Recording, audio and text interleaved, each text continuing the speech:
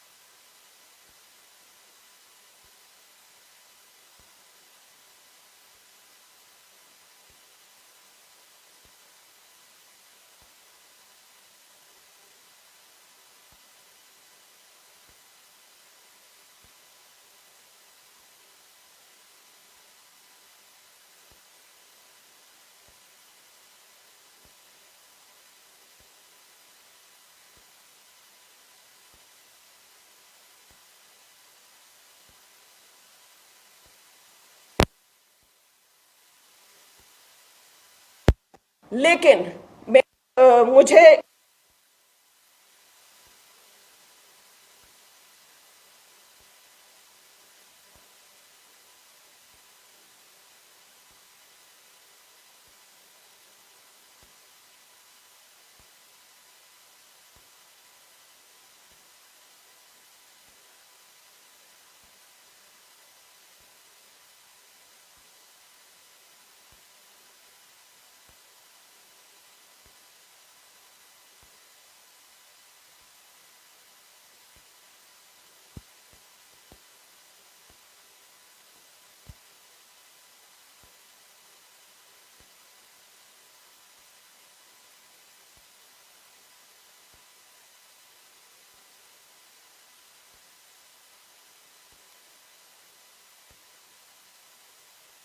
दूसरा बिंदु, 4 गुना ही क्यों, 10 गुना, 12 गुना, 15 गुना या 20 गुना क्यों नहीं? हमारे पड़ोसी राज्य उत्तर प्रदेश व राजस्थान में पोस्ट के 15 गुना अभ्यर्थियों को लिया जाता है। वहां भी ऐसा ही सीईटी जैसा एग्जाम होता है और वहां 15 गुना लेते हैं।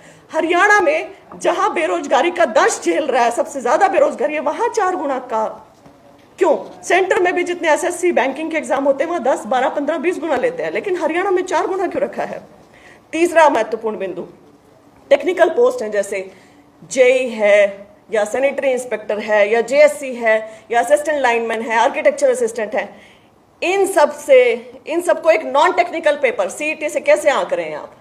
आपको कैसे पता कि इस नॉन टेक्निकल पेपर से आंक के कोई अच्छा जेई बनेगा या कोई अच्छा जेएससी बनेगा या कोई अच्छा आर्किटेक्चर असिस्टेंट बनेगा? आप कैसे इसको कह सकते हैं? ये तो वही बात हुई ना कि अरिजीत सिंह और आप इनको कहें विराट कोहली को कि तुम एरोप्लेन उड़ा के दिखाओ, तो उनकी योग्यताएं तो अलग अलग है। तो अलग अलग योग्यताओं वाले इंसान से आप एक ही पेपर करवा के कैसे कह सकते हैं कि वे सही होंगे या ठीक होंगे? उन्हें आगे तो आप बैठने का मौका दे नहीं रहे हैं।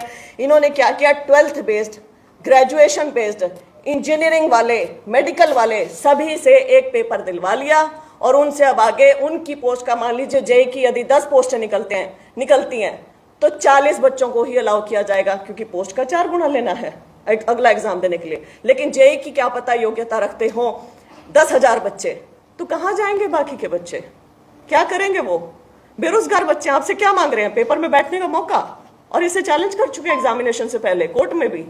तो सरकार अपने इतना अड़ियल रुख क्यों अपनाए बैठी है? चौथा बिंदु, महत्वपूर्ण बिंदु, जिन अभ्यर्थियों के अंक 47.50 से कम थे, 47.50 एक क्वालिफाइंग अंक थे, जिनके इससे कम अंक थे उन्हें भी उत्तीर्ण दिखाया गया।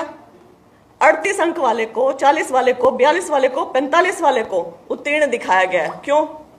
47.50 पे है कट ऑफ। तो जिन अभ्यर्थियों ने सोशियो इकोनॉमिक के अंक छोड़े थे या जिन अभ्यर्थियों ने सोशियो इकोनॉमिक के अंक क्लेम किए थे, उनके ना अंक हटाए गए ना घटाए गए। अधिकतर बच्चों के साथ ऐसा किया गया है। क्यों? 5 अंक क्या थोड़े होते हैं? आप बढ़ा भी रहे हो, आप घटा भी रहे हो। और एक और मैं आपको बात बता दूं, हरियाणा के अभ्यर्थियों को वो 5 अंक लेने के लिए पीपीपी आईडी और पता नहीं कितनी 70 तरीके की परमिशंस दिखानी है, लेकिन हरियाणा से बाहर के युवाओं को वो 5 अंक धड़ल्ले से दिए जा रहे हैं। उनके लिए कोई वेरिफिकेशन नहीं है। हरियाणा से बाहर के अभ्यर्थियों को 5 अंक देंगे। इसमें ईडब्ल्यूएस और ईएसएम, इकोनॉमिक वीकर सेक्शन और एक्स सर्विसमैन की कैटेगरी के बहुत सारे अभ्यर्थियों को जनरल कैटेगरी में दर्शाया गया है।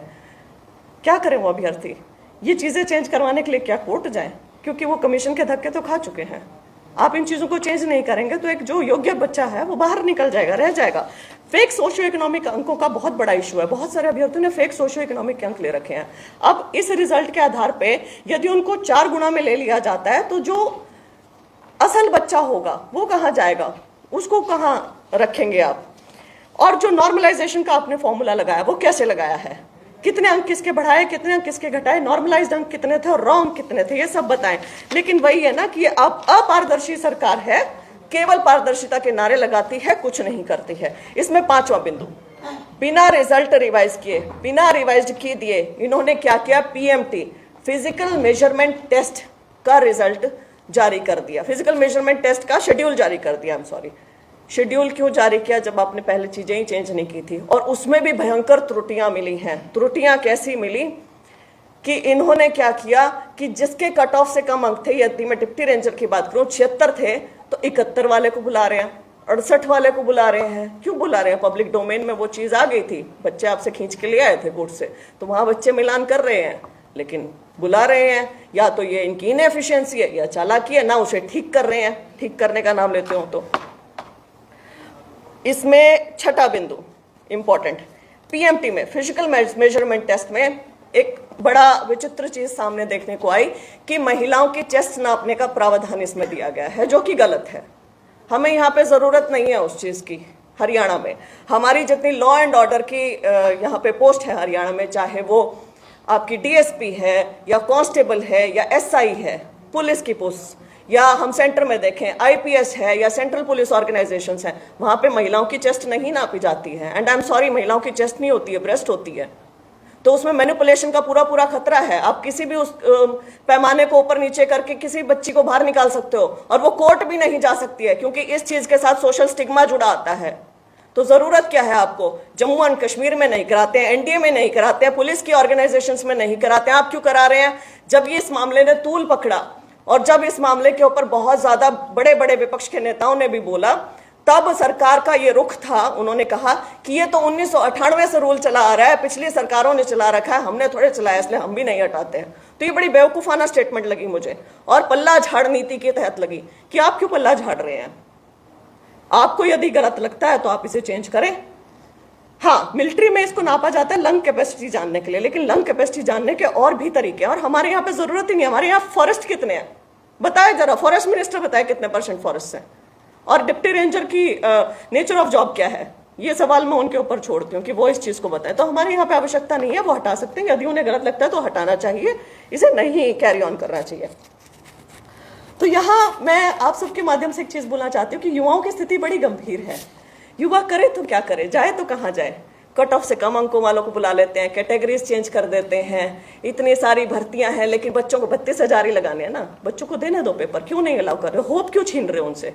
4 साल तक आपने हर एक पेपर ये कह के रद्द कर दिया सीईटी में करवाएंगे, अब क्यों नहीं देने दे रहे हो? उनको देने दो, ये करने दो, लेकिन नहीं कर रहे हैं। सरकार के पास ना पैसे की कमी है, ना पावर की कमी है, ना ही घमंड की कमी है। इनकी हठधर्मिता के चलते लाखों युवा होपलेस हो रहे हैं, या तो नशे की तरफ जा रहे हैं या डोंकी में विदेश जा रहे हैं, क्योंकि यहाँ पे बेरोजगारी है। लेकिन ये बेरोजगारी मानने को तैयार नहीं है। कहते कहाँ है बेरोजगारी? पीपीपी के आंकड़ों के साथ छेड़छाड़ कर रहे हैं। वहां बेरोजगारी के कॉलम में इंडस्ट्रियल लेबर दिखा देते हैं, फिर विधानसभा में बोलते हैं अरे हमने तो पीपीपी के आंकड़े देखे और वहां पे तो इतनी बेरोजगारी है, सीएमआई तो झूठा है, वो तो कांग्रेसी संस्था है। ऐसे सब आरोप लगाए जाते हैं। मैं माननीय मुख्यमंत्री साहब को कहूंगी, मीडिया साथियों को भी कहूंगी कि आप जाएं, लाइब्रेरीज में जाएं। यहां मैं कैथल की लाइब्रेरीज में जाके आई, कल जाके आई हूं। सैकड़ों बच्चे तैयारी कर रहे हैं, लेकिन नौकरी नहीं है। 2 लाख सरकारी पद खाली हैं, 4 लाख सैंक्शन स्ट्रेंथ है। क्यों नहीं भरते हो? भरो। और भरना तो दूर, आप तो अलाउ ही नहीं कर रहे हो बच्चों को वहां बैठने के लिए। बोलने को मेरे पास इतनी सारी चीजें हैं, बेरोजगारों के इतने मुद्दे हैं कि शायद पूरा दिन लग जाए। तो अपने आप को एक इस सीईटी के मुद्दे तक सीमित रखते हुए और इसी की बात करते हुए मैं मनोहर लाल खट्टर, हमारे माननीय मुख्यमंत्री हरियाणा जी से एक चीज कहना चाहती हूँ हाथ जोड़कर, कि या तो आप सीईटी क्वालिफाई कर दें, या मैं एक युवा अधिकार यात्रा निकालूंगी ब्रह्म सरोवर 19 जुलाई ब्रह्म सरोवर कुरुक्षेत्र से सुबह 9 बजे हवन करके, और ये यात्रा 20 जुलाई को सीएम आवास पर जाकर खत्म होगी। उनको बड़े प्रेम पूर्वक, बहुत शांति पूर्ण तरीके से, सत्य के लिए आग्रह करते हुए हम ये यात्रा निकालने वाले हैं। इसमें सारे सीईटी के मेरे भाई बहनों सबको आग्रह करती हूँ कि आप सब आएं। इसमें सारी राजनीतिक पार्टियों से भी आग्रह करती हूँ कि हमारे तिरंगे के नीचे आए। सामाजिक संगठनों से आग्रह करती हूँ कि आप सब इसमें बढ़ चढ़कर हिस्सा लें, क्योंकि ये हमारे प्रदेश के युवाओं के हक की बात है। आप सब इसमें आए। हमने कुरुक्षेत्र इसलिए चुना क्योंकि कुरुक्षेत्र है धर्म नगरी। हम हमारे राजा कौन का राज धर्म याद करवाने के लिए जा रहे हैं कि आप गलत हैं, आप सोच नहीं रहे हैं युवाओं के बारे में बिल्कुल भी, और आपको आपका राज धर्म याद दिलाते हुए हम कहना चाहते हैं कि धर्म की कोई बात करें, बच्चों के भविष्य की बात करें, उनके रोजगार की बात करें। तो ये यात्रा मैडम कहाँ से होती है और कहाँ से निकलेगी ये यात्रा? जी, ये 19 जुलाई को हम शुरू करेंगे ब्रह्म सरोवर से। सुबह 9 बजे हवन करेंगे पहले, फिर संकल्प लेंगे, और फिर ये यात्रा सीधे जीटी रोड से होती हुई नीलोखेड़ी रात्रि ठहराव रहेगा, और फिर नीलोखेड़ी से सुबह 20 को हम शुरू करके करनाल सीएम आवास तक जाएंगे। पद यात्रा है जी, ये पद यात्रा रहेगी, पैदल यात्रा रहेगी। मैडम, सीएम का बयान आया था कि 15 गुना जो सीईटी क्वालिफाइड बच्चे का एग्जाम लेंगे, लेकिन उसके बाद फिर 4 गुना कर दिया। देखिए, उन्होंने बयान ही देते रहते हैं। मैं ये कह तो रही हूँ, ये ना नाम की सरकार है, काम की सरकार तो बनी नहीं रही है।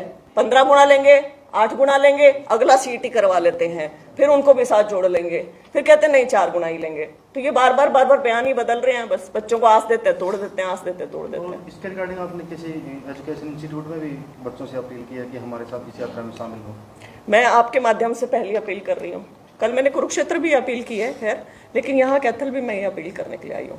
मैम, सीईटी को लेकर आप काफी आंदोलन कर चुके हैं, काफी प्रदर्शन युवा कर चुके हैं, लेकिन सरकार की मंशा कहाँ देखते? क्यों नहीं सरकार इसको कर पा रही है, और क्यों नहीं बच्चों को जो मुझे ऐसा लगता है ये सवाल ना आपको सरकार से करना चाहिए, क्योंकि इसका आंदोलन मैंने पंचकुला भी किया था और वहां मैं पैदल यात्रा करना चाह रही थी ह्यूमन चेन बना के बड़े शांतिपूर्वक तरीके से, लेकिन वहां भी ना गिरफ्तारी देनी पड़ी। वहां पुलिस ने आके रोक लिया था, वहां गिरफ्तारी दी है। वो कुछ मतलब इस मामले में सुनना ही नहीं चाहते हैं, पता नहीं क्यों नहीं सुनना चाहते हैं। आप लोगों को उनसे तो ये हालात तो अब भी हो सकते हैं, जब आप कुरुक्षेत्र से पद यात्रा निकालेंगे तो ये हालात अब भी हो सकते हैं। हम तिरंगे के नीचे यदि यात्रा निकालते और फिर भी हमें रोका जाता है तो ये देखिए प्रजातंत्र में हो क्या रहा है कि हम अपनी बात भी नहीं कह सकते, शांतिपूर्वक तरीके से नहीं कह सकते। हम कोई हिंसा नहीं कर रहे हैं, कुछ नहीं कर रहे हैं, हम चुपचाप पैदल चल रहे हैं। यदि वो कहते हैं ह्यूमन चेन बना के चलो तो हम वैसे भी चलने के लिए तैयार है, तिरंगा हाथ में लेके चल रहे हैं। सीएम आवास पर क्या प्रोग्राम होगा, कोई ज्ञापन दिया जाएगा या कुछ? ज्ञापन देंगे हम उन्हें, सीएम साहब को। शुक्रिया जी जी, बहुत बहुत धन्यवाद।